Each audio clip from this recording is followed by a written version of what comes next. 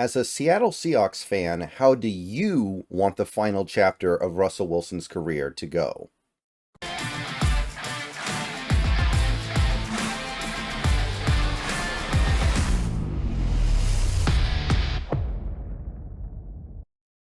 What's up, everybody? Good morning. We have made it to Thursday. It is the final practice before our final preseason game later today. I'll be making some videos about that, I'm sure. But for the moment, things are relatively chill. We're just waiting for stuff to happen. I'll be streaming tonight with the Hawks Nest, by the way. We're going to preview this Browns game, talk a little bit about the Titans game, and maybe discuss some of the other things going on. But for the moment, things are relatively quiet. As Seahawks fans, most of the stuff worth talking about, I feel like I've already discussed in some capacity. So I want to take this video to kind of veer off into a completely different area. I want to talk about Russell Wilson. And Russell Wilson is a player, is a topic that I haven't spent a ton of time on over the last year because it's been a while since it's been directly relevant to the Seahawks, right? Like, Russell Wilson will always be somewhat related to the Seahawks, right? That's where he had his best seasons. That's where he played his best football. That's where he spent his first 10 years, which will clearly encompass a majority of his career at this point. So he'll always be somewhat related to the Seahawks, but in terms of actual direct correlation, it hasn't really been since 2022 when he was in that first year in Denver and we owned Denver's top 2 draft picks that it really mattered that much. But every now and then I like to talk a little bit about what's going on with him, because even if he isn't directly related to the Seahawks anymore, he's playing in the other conference, he's playing on teams that the Seahawks don't play, etc., etc. That's still our greatest quarterback in franchise history. That's still one of our best players ever. And it's interesting theater what happens to him, especially because Seahawks fans can't even really agree how we should feel about him. There is immense division in this fan base over how we should feel about Russell Wilson in the final years of his career here. It's not like when Tom Brady went to Tampa Bay and New England fans were pretty, I think, universal in embracing him and rooting for him and hoping for the best for him. That's not what happened here with Russell Wilson. So as we get closer to the start of the regular season and Russell Wilson's involved in this quarterback competition, and if he wins it, he'll be the starting quarterback of the Steelers, and if not, then, yikes. But I want to talk about this a little bit, and I want to ask the question once again to my viewers: what do you want for Russell Wilson this year? And this year's different, right? Because 2 years ago, there was tremendous incentive to root for Wilson to fail because we had those picks. And this isn't even like last year, because last year I made a very similar video to this one talking about Russell Wilson. And I asked Seahawks fans, do you want him to succeed or fail in his second year with the Broncos? And I said in that video that I know we might own Denver's third round pick, depending on what happens with the Saints. But I also said that that doesn't really matter that much. The difference in third round pick value is minuscule at that point. Still, I ran a poll and a pretty significant portion of the Seahawks fan base said, yeah, I want him to fail because of that third round pick factor. So I guess a lot of people were just kind of neutral on it, and they just figured, well, we have something kind of tangible to root for, so I'll root for it, I guess. But we saw that that third round pick pulled a lot of people over to that side.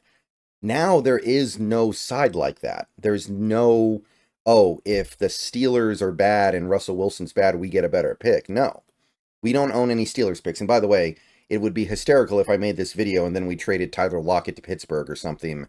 And by the way, I'll talk a little bit more about that later today. If we did that and then suddenly, oh, we do actually own a Pittsburgh draft pick. But as of right now, we don't. There is zero concrete, tangible incentive for Russell Wilson to fail. So given that, what do you want from Russell Wilson this year? What do you want to see him do? Because I want to be clear here. I totally understand why the fan base is divided here.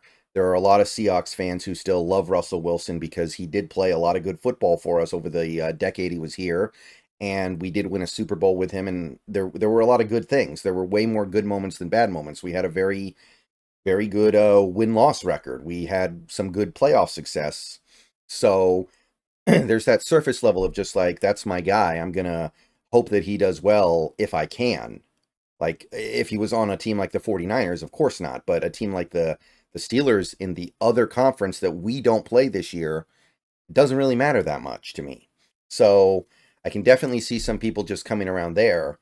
But there are people in this fan base who have an axe to grind with Russell Wilson, because while there were, even the people who don't like Russell Wilson will acknowledge there were a lot of good moments with him. There was a lot of good stuff with him. There's also a lot of crap. And we've kind of gotten to the point now where you can't discuss Russell Wilson in Seattle without discussing the crap. Whether it's asking for a trade after 1 year after signing a big extension, if it's asking for an extension after with 2 years left on your deal, whether it's floating passive aggressive trade requests to particular teams, whether it's some people believe that the last season here he was basically throwing games so he could get traded quicker because he didn't want to be here anymore, whether it's going behind Carroll and Schneider's back to Jody Allen trying to get those two fired. You know, a bunch of different grievances that people have that are fair and legitimate, that some people believe was not worth the squeeze at the end of his career. Maybe it was worth it earlier in his career when he was playing like one of the best quarterbacks in the league, but near the end there, where we were getting not so great play and we had to deal with the crap, it wore on people. It definitely wore on people. I remember before we traded him, a lot of Seahawks fans in my comments and in my Discord and just in general wanted to trade him. This was not a situation where everybody was behind him and we traded him anyway and everybody was miserable. You can go back to the videos right after the trade. Some Seahawks fans are ecstatic. Some Seahawks fans are thrilled. So it divided the fan base. And there's definitely a contingent of Seahawks fans that are just like, well, he needs to suffer. He needs to suffer because we went through some bullcrap because of him near the end of his Seattle career. And it's not without its validity, for sure. There was some stuff he did that was not okay, and there was some stuff he did that was selfish. There was some stuff he did that was certainly, you know, he was only thinking about himself. Not so much the contract. I don't care about the contract that much. The contracts he signed with the Seahawks, I don't think that's a problem.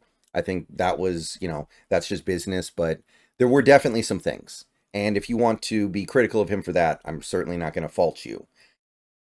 However, you look at it, you know, what I would say is over the last 2 years since leaving Seattle, Russell Wilson has been through it. Maybe not monetarily, and that's what some people are going to say, right? Well, he was laughing all the way to the bank. Who cares about all the stupid stuff he did because he made ridiculous amounts of money?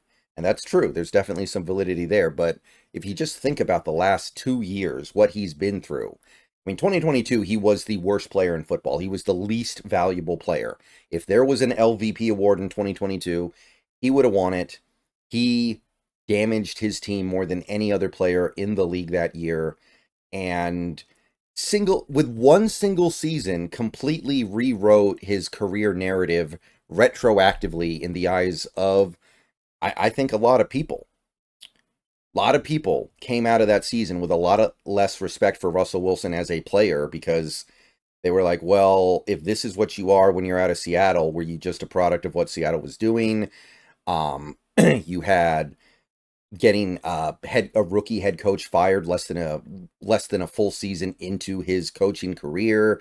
You had all the miserable games. Think of all the terrible quarterbacks he's lost games to over the last 2 years. Washed up Matt Ryan, Sam Howell. He lost a game to no, well, actually, he did not lose to Justin Fields, but you know, we saw him lose a game to, what was it, Bailey Zappi, I think. Yeah, I think he lost a game to Bailey Zappi. Losing games to these just really, really bad quarterbacks, some really, really bad teams out there as well. You know, he's been kind of beaten up. He's been humiliated. So if you're motivation for wanting to see him fail in Denver was just because you were upset that, he felt he was too high on himself. I mean, he got smacked. He got smacked down, and it's up to everybody's personal interpretation if he learned anything from that experience. I don't think he did, but he has been smacked down. And even last year, where he did play a little bit better, you still had, I mean, he gets the coach of his dreams, right? He gets Sean Payton, the coach he's been wanting for years and years and years, the coach that he was so excited to work with, and that coach ends up kicking him out of town after less than a season. So there's that. You have the acrimonious way in which he left, where he did everything he could to spin the narrative to make him look better and to make Denver and Sean Payton look bad, which obviously Denver didn't come out of that situation looking good, but I don't think Russell Wilson handled it very well either. I thought some of the things he said were kind of pathetic and very obviously desperately trying to distract from the fact that he wasn't playing good anymore. So he's been through a lot, right? He's been through a lot, and he got very well paid to go through a lot, don't get me wrong. But I mean, on every layer, like we had that story last offseason where it was revealed that we had a trade to Philadelphia and Wilson killed it. And when you put together the pieces of that, it kind of becomes clear and kind of impossible to argue that Wilson, by doing that, proves that he cares more about money than anything else. He cares more about money than winning. Like, that's humiliating. If a lot of people see it that way, which I think a lot of people do, that is humiliating for him. And what has happened over the last 2 years has done some pretty serious damage to his Hall of Fame case, which I'm sure he cares about. So he has definitely been through it. So if you were upset with the way Wilson left, the question is, do you feel like he's been through enough? Or do you just want to see it keep going as he goes to the Steelers? For the record, I'm pretty confident that Wilson will start the season as the starter. I don't think you would sign him if you were seriously thinking about doing anything else. And I don't think Wilson would sign without some kind of guarantee, or at the very least, assurance that he would get first crack at it.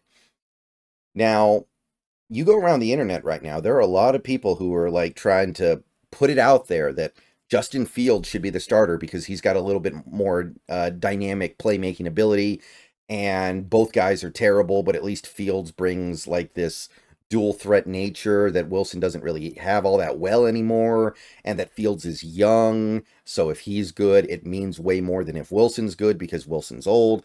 I know people are putting that out there. I'm not saying it's impossible.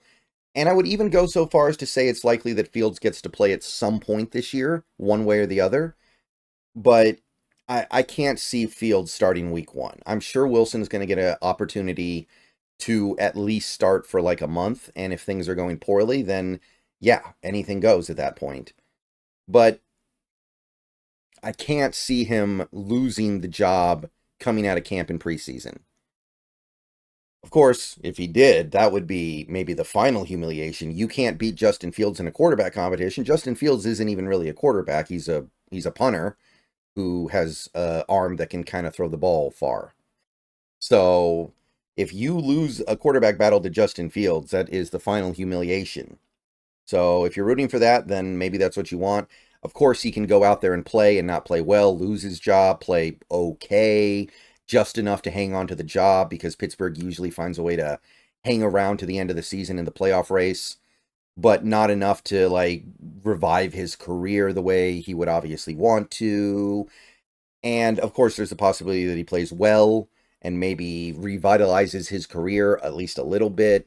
There are a couple different options on the table. In this video, I'm just trying to ask, what do you want as a Seahawks fan? Like, Russell Wilson, I've talked about this before. I've looked at his career. I've studied it. I've compared it to other quarterbacks.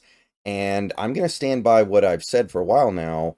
His Hall of Fame case is not completely solid yet.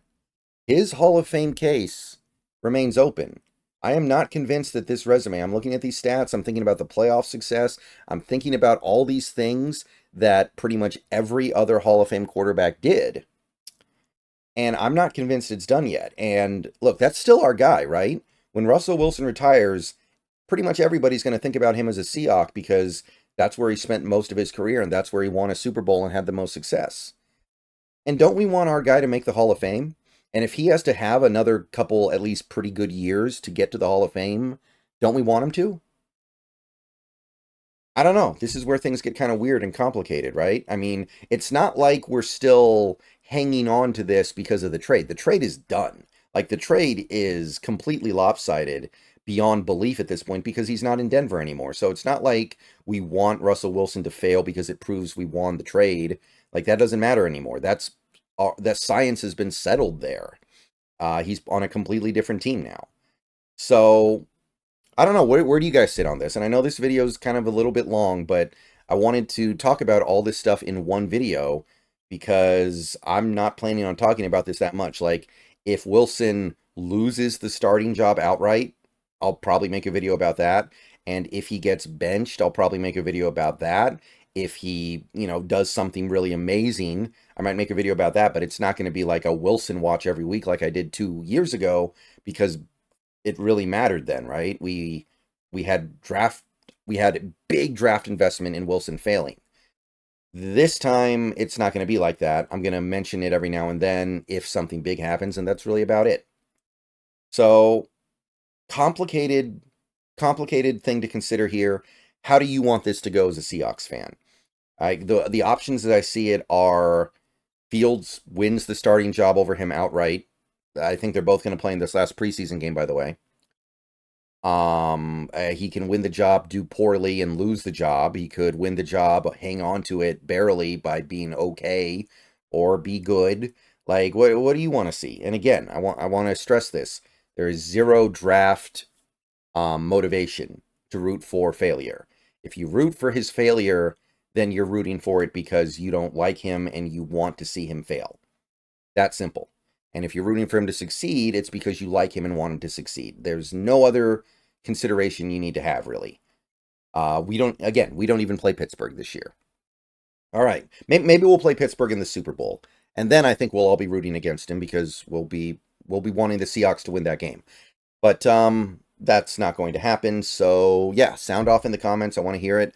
I'll probably run a poll in the community tab at one point just to get a feel for how people are about this.